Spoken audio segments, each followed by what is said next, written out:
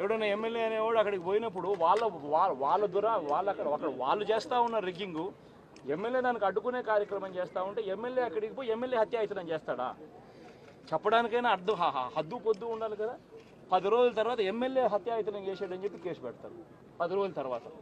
ఇప్పుడు నిజంగానే అటువంటి ఇన్సిడెంట్ జరిగిందంటే సిట్టు 17వ తారీఖు నుంచి మే 17వ తారీఖు నుంచి 20వ తారీఖు లోపల మధ్యలో ఇచ్చిన రిపోర్ట్లో ఆ సిట్లో అది చెప్పాలి కదా, ఇది జరిగింది, ఎమ్మెల్యే అనే వ్యక్తి హత్యాయతనం చేసే కార్యక్రమం చేశాడు అని చెప్పి రావాలి కదా. మరి ఎందుకు సిట్ రిపోర్ట్లో రాలేదు? ఈ రకంగా ఒక మనిషిని కేవలం 4 సార్లు ఎమ్మెల్యే తాను 2000 కన్సిస్టెంట్గా 4 సార్లు ఎమ్మెల్యే గెలిచాడు. 2009లో గెలిచాడు, 2011లో గెలిచాడు, 2014లో గెలిచాడు, 2019లో గెలిచాడు. ఒక మనిషి కన్సిస్టెంట్గా 4 సార్లు ఎమ్మెల్యేగా గెలుస్తూ వస్తున్నాడు అని అంటే ఆ మనిషి మంచోడు కాబట్టే గెలుస్తూ వచ్చాడు, ఆ మనిషి మంచోడు కాబట్టే ప్రజలు ఆశీర్వదిస్తూ వచ్చారు.